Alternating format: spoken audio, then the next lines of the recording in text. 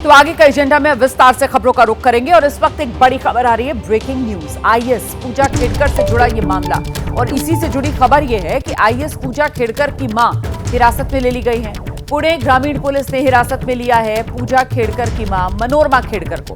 Pistol दिखाकर किसानों को धमकाने का आरोप और वो वीडियो एबीपी न्यूज पर हमने आपको बताया था, करीब 2 महीने पुराना वीडियो, जहां पर ये देखिए, ये है वो वीडियो। ये पूजा खेड़कर की मां है मनोरमा खेड़कर और देखिए किस तरीके से एक ग्रामीण को धमकाती हुई इस वीडियो में नजर आ रही हैं और वो भी पिस्तौल के साथ। हाथ में पिस्तौल पकड़ी हुई है और पिस्तौल का जो मुंह है वो किसान की तरफ किया हुआ है। इसको लेकर पहले जब किसानों की तरफ से पुलिस में शिकायत की गई तो पुलिस ने इस मामले में कोई बड़ा एक्शन नहीं लिया था, लेकिन अब जिस तरीके से आईएएस पूजा खेड़कर खुद विवादों में आई और उसके बाद एक बार फिर उनकी मां का ये वीडियो सामने आया, जिसके बाद अब एक्शन लिया है पुलिस ने, हिरासत में लिया है मनोरमा खेड़कर को। और जानकारी के लिए सीधे आपको लेकर चलते हैं, हमारे साथ हमारे सहयोगी नम्रता इस वक्त मौजूद है। जानते हैं नम्रता से क्या अपडेट मिल रहा है। बता दें कि पिछले 5 दिनों से मनोरमा खेड़कर और उनके पति दिलीप खेड़कर जो हैं वो गायब बताए जा रहे थे। पुणे पुलिस की जो टीम है वो मुंबई, अहमदनगर और रायगढ़ में इनकी तलाश कर रही थी। कई दिनों से तलाश के बाद आज आखिरकार मनोरमा खेड़कर जो हैं वो हिरासत में ली गई हैं। रायगढ़ के महाड से उनको वहाँ से पुणे लेकर आया जा रहा है। प्रक्रिया जो है वो फिलहाल चल रही है। फिलहाल हिरासत जो है वो दिखाया गया है। आर्म्स एक्ट के तहत ये मामला रजिस्टर किया गया था और उसके बाद से पुणे पुलिस ने इनको शो कॉज नोटिस भी दिया था कि आप आइए और अपना बयान दर्ज करवाइए कि आखिर आपके पास ये पिस्टल कहां से आई, आपने लोगों को कैसे धमकाया, लेकिन उनकी तरफ से कोई जवाब नहीं आया और लगातार ये गायब चल रहे थे। उसके बाद पुणे ग्रामीण पुलिस ने 3 टीम बनाई और एक जो टीम है रायगढ़ पहुंची और रायगढ़ के एक होटल से मनोरमा खेड़कर को जो है हिरासत में लिया गया है। वहां की लोकल पुलिस से फिलहाल पेपर वर्क चल रहा है और एक होटल में छुपी थी। बहुत बड़ी बात है कि इनको पता है इन्होंने गलत काम किया है, क्राइम किया है। उसके बाद ये होटल में जाकर छुप गई और उसके बाद वहां पर पहुंचकर पुलिस ने जो है इनको हिरासत में लिया है। तो ऐसे में ये बहुत बड़ा अपडेट जो है वो आईएएस पूजा खेड़कर के मामले में सामने आ रहा है। बहुत शुक्रिया आपका नम्रता इस तमाम जानकारी के लिए। मनोरमा खेड़कर आखिरकार पुलिस की पकड़ में आ गई है, हिरासत में पुलिस ने ले लिया है। रायगढ़ से पुलिस ने हिरासत में लिया है और पुलिस पुणे लेकर आएगी मनोरमा खेड़कर को। आगे बढ़ते हैं, आगे का एजेंडा में बात जरा सियासी खबर। यूपी बीजेपी में मचे घमासान से जुड़ी इस वक्त एक खबर मिल रही है। यूपी बीजेपी के जो अध्यक्ष है भूपेंद्र चौधरी, कल प्रधानमंत्री नरेंद्र मोदी, गृहमंत्री अमित शाह से उन्होंने मुलाकात की और ये मुलाकात करीब 1 से सवा घंटे तक चली थी। इस मुलाकात में भूपेंद्र चौधरी ने पार्टी की जो टॉप लीडरशिप है उसे आखिरकार फीडबैक दिया क्या, इसकी एक्सक्लूसिव जानकारी एबीपी न्यूज के पास है। सूत्रों से जानकारी मिल रही है प्रधानमंत्री मोदी, गृहमंत्री अमित शाह से यूपी सरकार के गृह और सूचना विभाग की शिकायत की गई है। यूपी सरकार के दोनों विभागों के रवैये से पार्टी के नेताओं और कार्यकर्ताओं में नाराजगी बताई जा रही है। पुलिस निरंकुश होने और सूचना विभाग से पार्टी के ही नेताओं का चरित्र हनन किए जाने का जिक्र किया गया है।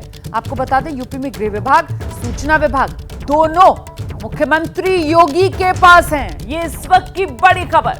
वो 2 विभाग उत्तर प्रदेश सरकार के जिन्हें कटघरे में खड़ा किया है उत्तर प्रदेश बीजेपी अध्यक्ष भूपेंद्र चौधरी ने अपनी उस रिपोर्ट में जो फीडबैक उन्होंने उत्तर प्रदेश में बीजेपी क्यों हारी दिया है प्रधानमंत्री नरेंद्र मोदी और अमित शाह को। इसमें एक गृह विभाग, दूसरा सूचना विभाग और ये दोनों विभाग उत्तर प्रदेश के मुख्यमंत्री योगी आदित्यनाथ के पास हैं।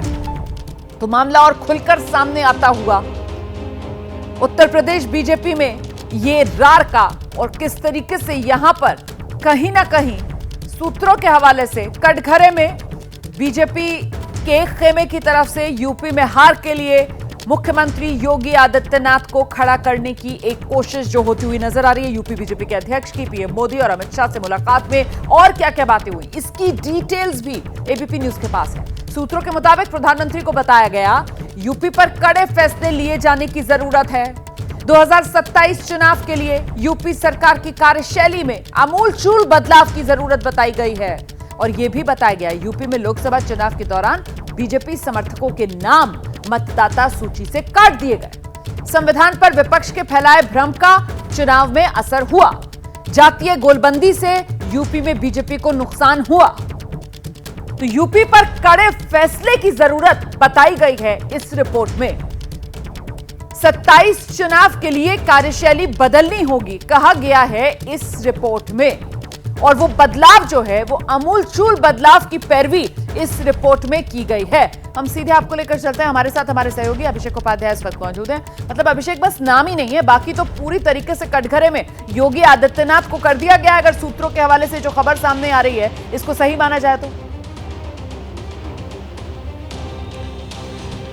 बिल्कुल रोमाना, देखिए कहानी यही है, जो जानकारी पीएम तक पहुंची है उसका पूरा सार संक्षेप यही है कि उत्तर प्रदेश सरकार के भीतर ये दो महकमे ऐसे हैं, सूचना और गृह, जिनकी जो कार्यप्रणाली है वो कार्यप्रणाली संगठन के खिलाफ है, वो कार्यप्रणाली अपनों के खिलाफ है, वो अपने ही कार्यकर्ताओं के खिलाफ है। बड़ी स्पेसिफिक जानकारी दी गई है और हमारी जानकारी ये भी है रोमाना कि बाकायदा ऐसे उदाहरण भी दिए गए हैं किस तरह से सूचना की ओर से चरित्र हनन किया गया, ये चरित्र हनन अपनों का किया गया और उसमें गुजरात की कंपनियों का भी जिक्र है कि किस तरह से गुजरात की कंपनियों का नैरेटिव यहाँ पर बिल्डअप हुआ है। इस तरह की शिकायतें हुई हैं और जो पुलिस की निरंकुशता है, जो कार्यकर्ताओं के साथ में तमाम जगहों पर बदसलूकी हो रही है, उसमें कोई सुनता इसलिए नहीं क्योंकि गृह विभाग के तहत काम करने वाली पुलिस वो निरंकुश हो चुकी है। तो इन दो विभागों का खास तौर पर जिक्र किया गया और ये भी कहा गया कि प्रदेश कार्य समिति की बैठक के बाद भी ये चीजें रुकी नहीं हैं, उसके बाद भी और ये अभी भी चल रहा है। रिसेंट उदाहरण दिए गए हैं कि किस तरह से इस तरह कई ऐसी खबरें प्लांट की गई जिससे कि प्रदेश में कई नेताओं की नहीं बल्कि केंद्र में भी बीजेपी के कई नेताओं का चरित्र हनन हुआ है और इस पर अगर आप रोक नहीं लगाएंगे तो पार्टी के जो इंटरनल वार है वो और बढ़ेगा और कुल मिलाकर 2027 में बड़ा असर पड़ेगा। तो अगर सरकार की ये कार्यप्रणाली नहीं बदलेगी तो 2027 में मुश्किल आएगी, इस बात पर भी वहां पर जोर दिया गया है। रोमाना, आप रहिए मेरे साथ, मैं लौटूंगी अभिषेक उपाध्याय। देखिए, सूत्रों के मुताबिक बीजेपी को लोकसभा चुनाव में यूपी में मिली बड़ी हार की अब जो समीक्षा रिपोर्ट पार्टी के केंद्रीय नेतृत्व को सौंपी गई है उसमें बीजेपी की हार के लिए यूपी के प्रशासन को जिम्मेदार ठहराया गया है। रिपोर्ट में यह कहा गया कि प्रशासन ने बीजेपी के खिलाफ काम किया, बीजेपी समर्थकों के नाम वोटर लिस्ट से काटे जाने का जिक्र इस रिपोर्ट में हुआ है और खास पैटर्न पर हर सीट पर बीजेपी का वोट घटा है, यह भी बात रिपोर्ट में सामने आ रही है।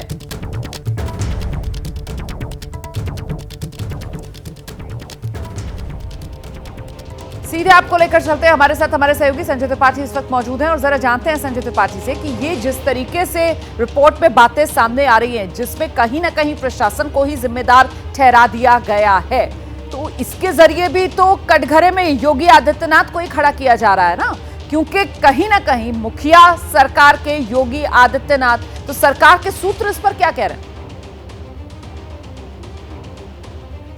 बिल्कुल, सरकार के सूत्र ये कह रहे हैं कि जिस तरह से बातें की जा रही हैं, सरकार को कटघरे में खड़ा किया जा रहा है, उसमें एक रोमाना मैं चीज़ और जोड़ना चाहूँगा कि एक बात और भी सामने आई है जो हमारे सूत्र बता रहे हैं कि प्रत्येक जो पोलिंग बूथ है पूरे लोकसभा चुनाव के दौरान, उसमें हर पोलिंग बूथ पर भारतीय जनता पार्टी के समर्थक और भारतीय जनता पार्टी के जो कार्यकर्ता हैं उनके औसत 50 वोट जो है वो डिलीट किए गए हैं, डिलीटेड उन पर लिखा है। ये बात कई सांसदों ने, विधायकों ने खुलकर कैमरे पर कही भी है कि हर पोलिंग बूथ पर औसत 50 वोट भारतीय जनता पार्टी के जो हार्डकोर समर्थक हैं और भारतीय जनता पार्टी के जो कार्यकर्ता हैं उनके वोट काटे गए हैं। अब ये साजिश किसने करी है ये तो समझा जा सकता है क्योंकि उत्तर प्रदेश में योगी आदित्यनाथ की सरकार है और समझने वाली बात ये है कि अगर एक लोकसभा में 2000 पोलिंग बूथ हैं तो आप औसत लगाइए कि लगभग 1 लाख वोट हर लोकसभा में इस तरीके से कम किया गया है। तो ये एक बड़ी कॉन्स्पिरेसी की गई है। अगर इसको बड़े फ्रेम में देखा जाए तो समझिए कि यूपी में लगभग 15-17 सीटें ऐसी हैं भारतीय जनता पार्टी जिन पर हारी है, उनमें मार्जिन 1 लाख से कम रहा है। तो अगर इस गणित को समझा जाए और ये कहानी ना हुई होती तो भारतीय जनता पार्टी का प्रदर्शन कम से कम इतना निराशाजनक ना होता जितना अभी हुआ है।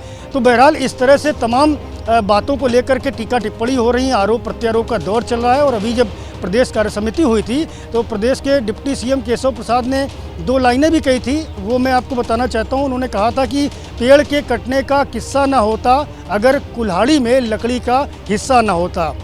ये बात कह करके उन्होंने बड़ी भारी बात कही थी और इससे भी स्पष्ट कर दिया था कि आजकल उनकी तो मंशा लगातार क्या है, भारी उनका बातें कर इशारा रहे हैं केशव प्रसाद मौर्य। उनकी कोई बात आजकल हल्की सामने आ ही नहीं रही है ना। वो जिस तरीके से खुलकर आजकल लग रहा है कि लगे हुए हैं किसी एक मिशन पर। और इससे पहले दिल्ली में बीजेपी के बड़े नेताओं में जो मुलाकातों का दौर चल रहा है, उसमें यूपी बीजेपी अध्यक्ष भूपेंद्र चौधरी ने पीएम नरेंद्र मोदी और गृहमंत्री अमित शाह से करीब 1 से सवा घंटे तक मुलाकात की, उनसे लंबी बातचीत की, फीडबैक उन्हें दिया है।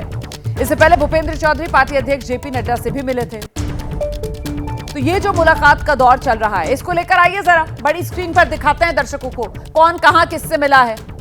यूपी को लेकर दिल्ली में मुलाकातों का दौर, जानकारी हमने तैयार की है, बड़ी वॉल पर दिखाते हैं आपको। ये जो मुलाकात चल रही है, इसी को लेकर यूपी पर दिल्ली में मुलाकातों का दौर लेकर आइए जरा जानकारियां दर्शकों को बताते हैं किस तरीके से एक के बाद एक ये मुलाकातें हुई हैं और दिल्ली में हुई हैं। ये अमित शाह, गृहमंत्री, प्रधानमंत्री नरेंद्र मोदी, ये मुलाकात सबसे हाई प्रोफाइल मुलाकात। अच्छा, भूपेंद्र चौधरी उत्तर प्रदेश बीजेपी के अध्यक्ष हैं, इनकी प्रधानमंत्री नरेंद्र मोदी से मुलाकात हुई है। इतना ही नहीं, भूपेंद्र चौधरी जो हैं उत्तर प्रदेश बीजेपी के अध्यक्ष, उनकी अमित शाह से मुलाकात हुई है, गृहमंत्री से अलग से ही मुलाकातें हुई हैं। अच्छा, इसके अलावा केशव प्रसाद मौर्य और भूपेंद्र चौधरी दोनों ने मुलाकात की थी जेपी नड्डा से।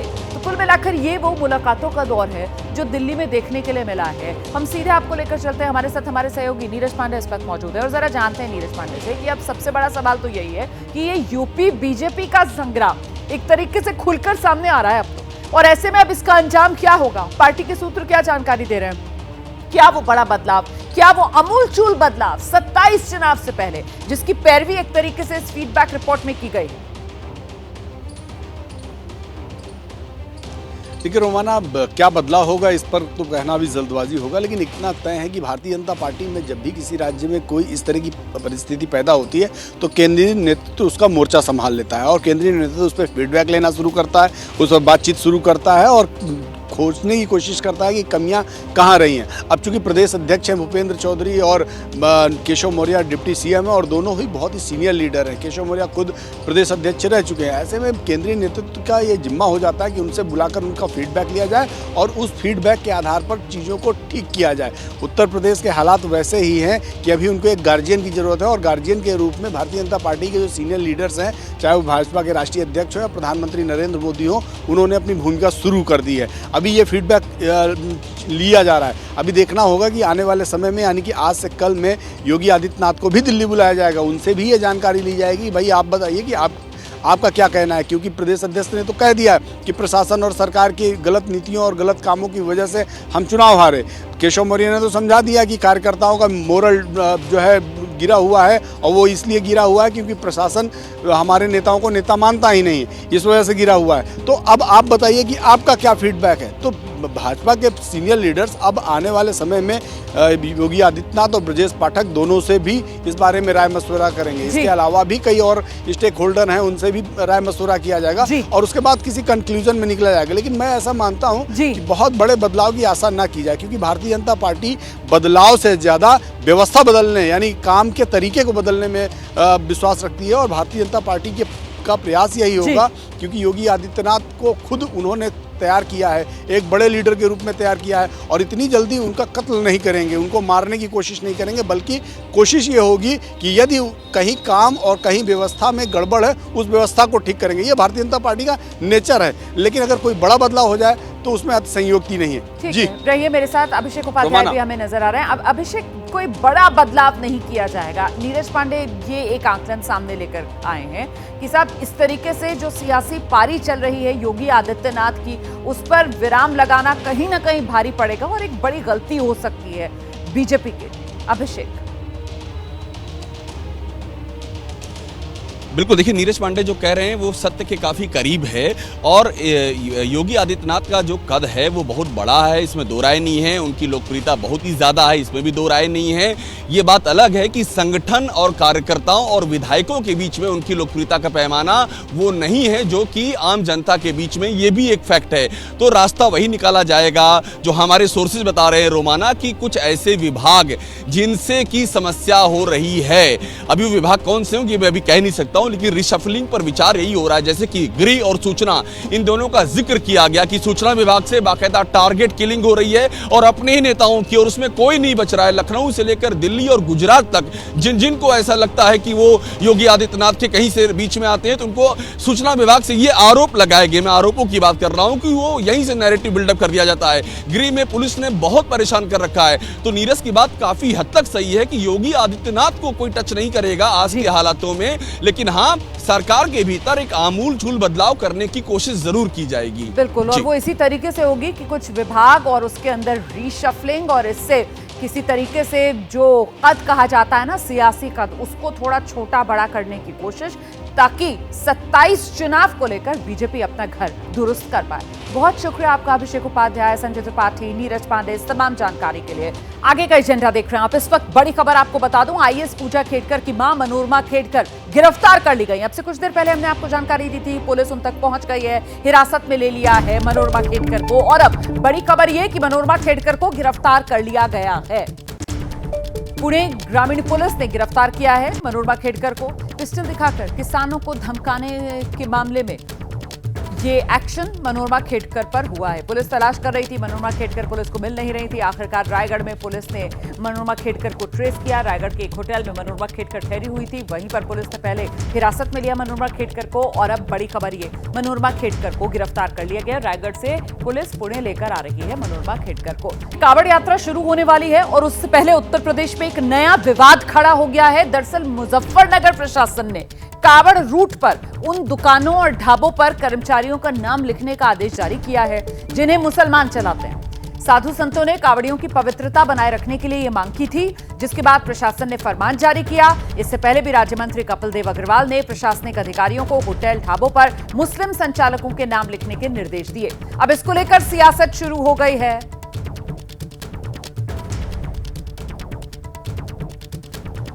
तो दुकानों, ढाबों, ठेलों पर नाम लिखने का आदेश। कांवड़ यात्रा से पहले यूपी में नया विवाद, और यह विवाद सियासी तौर पर अब गरमाएगा। मुजफ्फरनगर प्रशासन की तरफ से यह फरमान जारी किया गया है। मुजफ्फरनगर कांवड़ मार्ग पर मुसलमानों के बहुत होटल, ढाबे, चाय की दुकान, मिठाई की दुकान, फलों की दुकान है, जो अपने नाम और पहचान छिपा करके हिंदू देवी देवताओं के नाम से चलाते थे।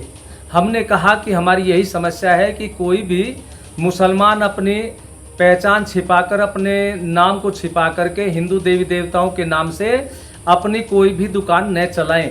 अब सभी होटल, ढाबों पर, चाय मिठाई की दुकान पर मुसलमानों के मोटे अक्षरों में नाम लिखे जा रहे हैं। जो फलों की ठेली लगाते हैं उन पर भी मुसलमानों के नाम लिखे जा रहे हैं, जो कांवड़ मार्ग पर ये सब कार्य करते हैं। देखिए, कांवड़ की तैयारियां शुरू हो गई हैं और हमारे जनपद में लगभग 240 किलोमीटर का कांवड़ मार्ग है। इसमें जितने भी खान पान के दुकानें हैं, चाहे वो होटल, ढाबे, ठेले, जहां से भी कांवड़िए अपनी खाद्य सामग्री खरीद सकते हैं, उन सबको ये निर्देशित किया गया है कि अपने प्रोप्राइटर के या काम करने वालों के नाम ज़रूर डिस्प्ले करें। ये इसलिए ज़रूरी है ताकि किसी प्रकार का कोई कन्फ्यूजन किसी भी कांवड़िए के अंदर ना रहे और ऐसी स्थिति ना उत्पन्न हो कि कहीं कोई आरोप प्रत्यारोप हो और बाद में कानून व्यवस्था की स्थिति उत्पन्न हो। इसलिए ऐसा निर्देश दिया गया है और सब इसको अपनी स्वेच्छा से इसका पालन कर रहे हैं। सीधे आपको लेकर चलते हैं, हमारे साथ हमारे सहयोगी सनुज शर्मा इस वक्त मौजूद हैं। सनुज, कुल मिलाकर प्रशासन का जो रुख है उससे तो ये साफ हो रहा है कि आगे कहीं कोई कानून व्यवस्था की समस्या ना हो जाए, इस वजह से प्रशासन की तरफ से इस तरीके का आदेश जो है वो पारित कर दिया गया है। लेकिन सवाल यहाँ पर ये है कि ये जो मांग है बुनियादी तौर पर अगर संविधान के नजरिए से देखा जाए तो फिर इस मांग पर भी सवाल उठाया जाएगा कि ये किस तरीके के छुआछूत की तरफ समाज को आगे बढ़ा रहे हैं। छुआछूत ही हुआ ये तो। हाँ बिल्कुल रोमाना, आपने देखिए सही कहा, कांवड़ यात्रा से पहले एक बड़ा विवाद शुरू हो गया है और जिस तरीके से कहा गया है होटल वाले, खोमचे वाले, ठेले वाले, रेस्टोरेंट वाले, जहाँ से भी जो कांवड़िए हैं वो खाद्य सामग्री ले सकते हैं, वहाँ पर बाकायदा नाम लिखने के, प्रोपराइटरशिप लिखने के जो आदेश है वो दे दिए गए हैं। ये फरमान जारी हुआ और उसका असर आप देख लीजिए। मैं इस वक्त मुजफ्फरनगर में हूँ, बझेड़ा रोड पर आप देखिए सीधा लिखा है मोहम्मद फैयाज चाय वाले, ठीक इसके बराबर में लिखा है good luck tea stall, proprietor Mohammed Naeem, और ठीक इसके बराबर में आप यहाँ देखिए कि जो ठेले वाले हैं, फल वाले हैं, उनको भी बाकायदा आदेश दे दिया गया है। आज तक कभी ऐसा नहीं हुआ है, कितने सालों से कांवड़ यात्रा यहाँ से चल रही है, गुजर रही है, लेकिन कभी इस तरह की कोई दिक्कत सामने नहीं हुई। नहीं सनम, लेकिन जरा जिस बात तरीके कीजिए से ना, ये पहली बार लगा है क्या? मोहम्मद फैयाज चाय वाले ने ये बोर्ड अभी लगाया है प्रशासन के इस फरमान के बाद, या ये बोर्ड पहले से लगा हुआ है?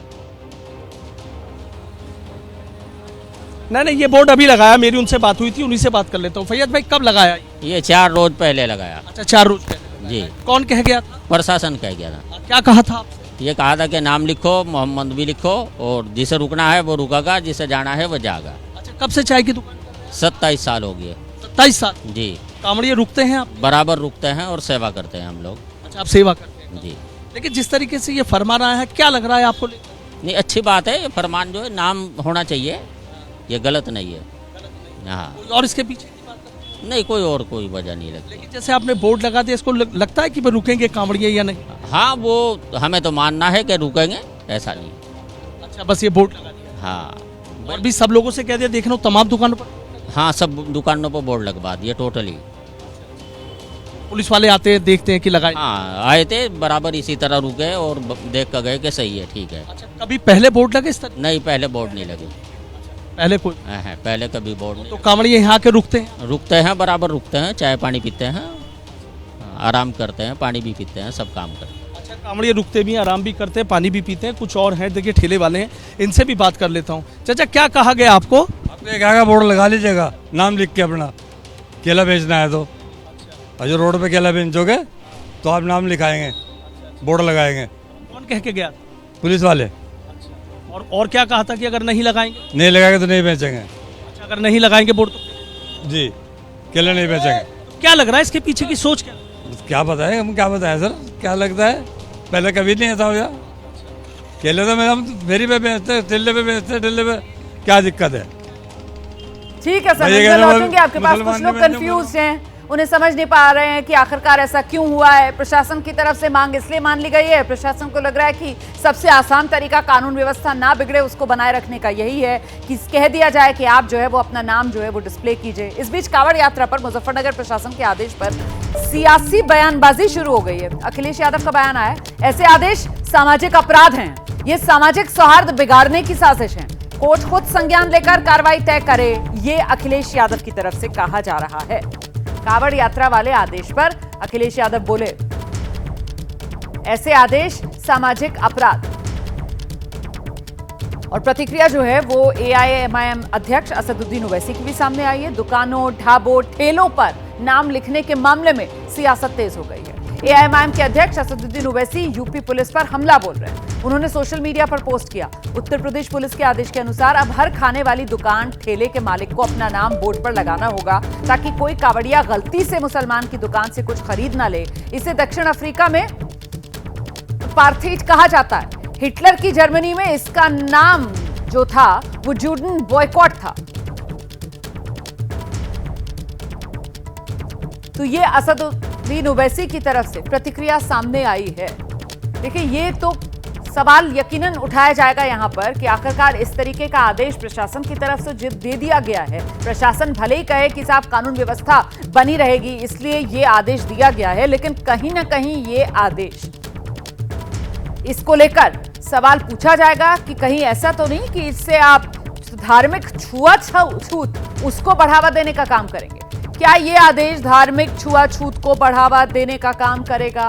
इसी को लेकर अब सियासत जो है वो जोरों पर है और कुछ नेताओं की तरफ से तो यहां तक कहा जा रहा है कि जो अदालत है, कोर्ट है, वो खुद इस मामले में संज्ञान ले।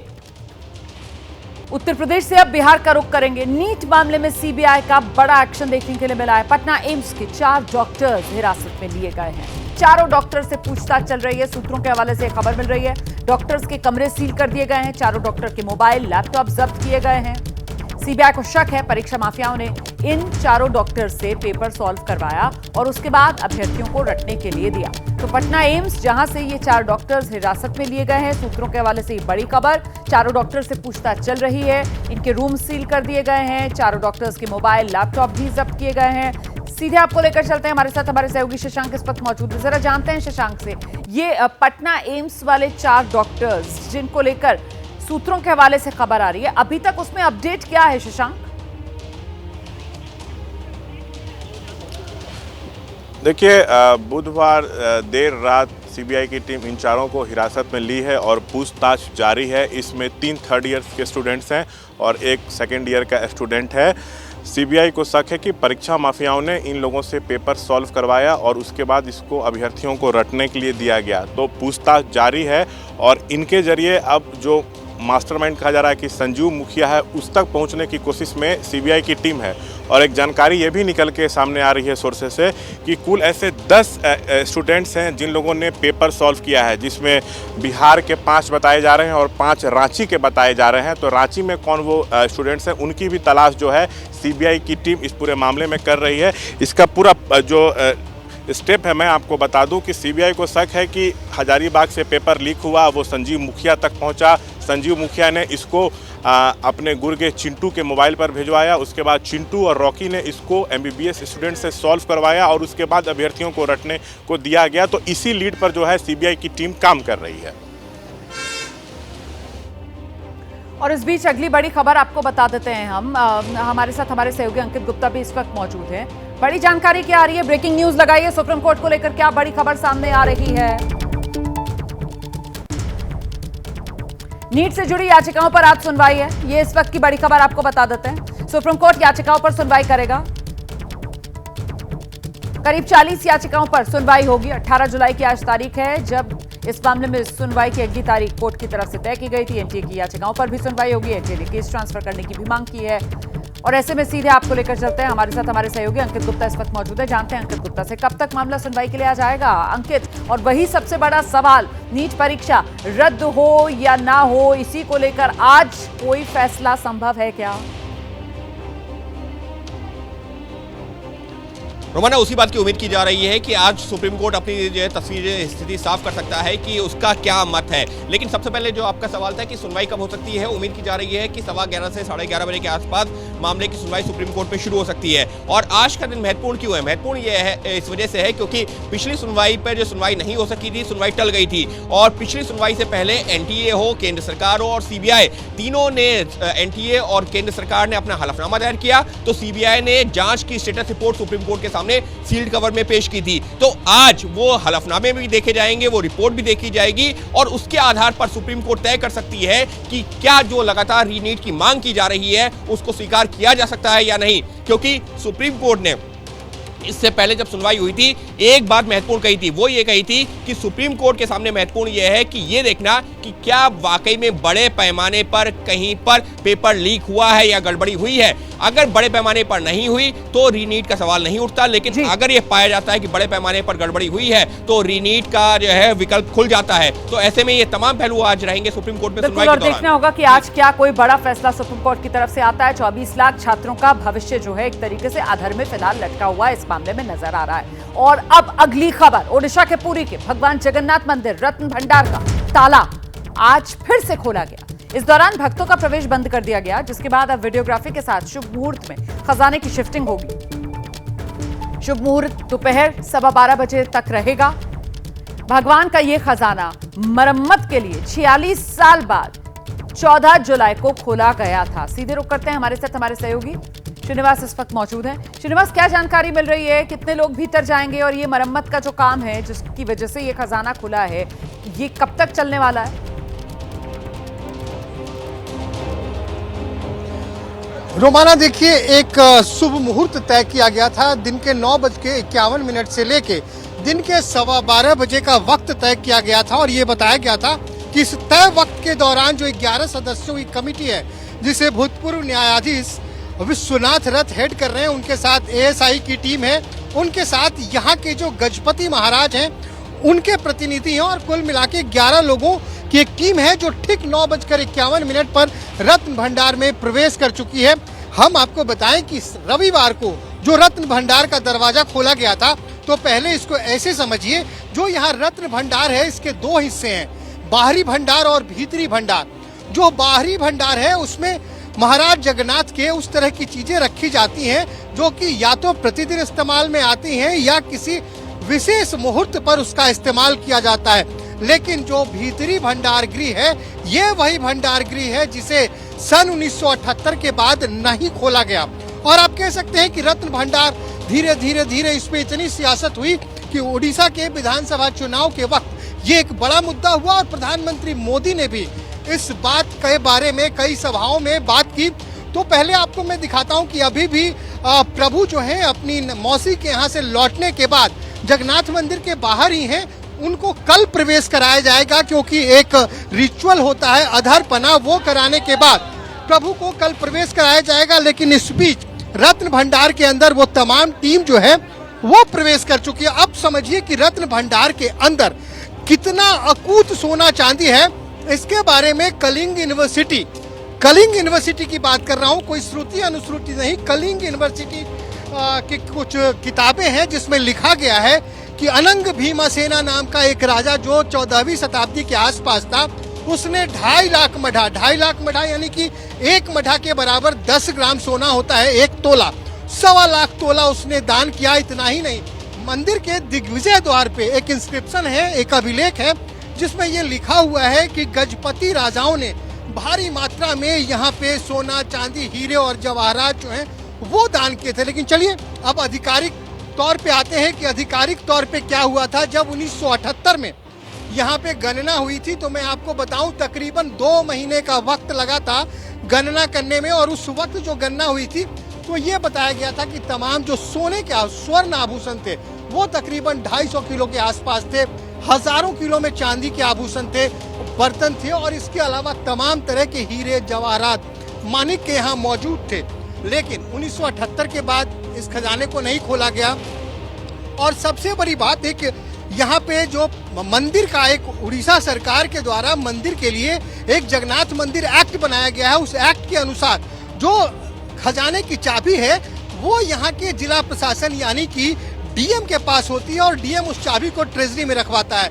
जब 2018 में हाईकोर्ट का ये फैसला आया कि रत्न भंडार को खोल के फिर से गणना की जाए तो सरकार, तत्कालीन सरकार, उस वक्त नवीन पटनायक साहब की सरकार थी, तो ये कहा गया कि चाबी गुम हो गई है, चाबी नहीं मिली है। हंगामा होने के बाद फिर जिलाधिकारी के द्वारा कहा गया कि हमारे ट्रेजरी में एक लिफाफे में एक चाबी मिली है जो रत्न भंडार की डुप्लीकेट चाबी है। हालांकि जो स्टैंडर्ड ऑपरेटिंग प्रोसीजर है मंदिर का वो डुप्लीकेट चाबी बनाने की इजाजत नहीं देती है। तो इन तमाम तरह की चीजें होती रही और 2018 के आदेश के बाद अब जाकर यानी कि पिछले रविवार को रत्न भंडार का दरवाजा खुला। पहले बाहर के भंडार का दरवाजा खुला और आज उस भंडार का जिसके बारे में सबकी निगाहें लगी है कि आखिर तिलस्म क्या है, कितना खजाना उसके अंदर है। तो ये देखिए अभी रत्न भंडार के अंदर कमेटी प्रवेश कर गई है। लेकिन होना क्या है, 6 सागवान के बक्से बनाए गए हैं जिन्हें पीतल से मढ़ा गया है। बक्से की जो साइज है वो तकरीबन 6 feet by 2.5 feet by 2.5 feet इस आकार के 6 बक्से अंदर पहुंचाए गए हैं। उनमें तमाम गहनों को रखकर उन्हें एक मिक्सिफ्ट में रखा जाएगा। फिर एक मैकेनिकल टीम जाकर उस तहखाने का इंस्पेक्शन करेगी। उसके बाद सिविल इंजीनियर्स की टीम जाएगी, वो इंस्पेक्शन करेगी। फिर एएसआई की टीम जाएगी और ये बताएगी कि आखिर किस तरह के मरम्मत की जरूरत है। तो सबसे पहले उस संरचना की मरम्मत की जाएगी, उसके बाद जेवरातों को गिनने का सिलसिला शुरू होगा। और इसको गिनने में तमाम जानकारी के लिए श्रीनिवास, आगे का एजेंडा देख रहे हैं आप। उत्तर प्रदेश बीजेपी में कलह के बीच समाजवादी पार्टी के अध्यक्ष अखिलेश यादव सोशल मीडिया पर पोस्ट कर रहे हैं वो मॉनसून ऑफर 100 लाओ सरकार बनाओ। ये देखिए किस तरीके से मौके पर चौका लगाने की कोशिश यहाँ पर अखिलेश यादव की तरफ से की जा रही है। मॉनसून ऑफर बीजेपी के नेताओं को दे रहे हैं, 100 लाओ सरकार बनाओ। ये चुटकी ली जा रही है अखिलेश यादव की तरफ से। बीजेपी में जिस तरीके से खबरें आ रही हैं खेमेबाजी की, उसी को लेकर समाजवादी पार्टी की तरफ से मॉनसून ऑफर लेकर आए अखिलेश यादव, 100 लाओ सरकार बनाओ।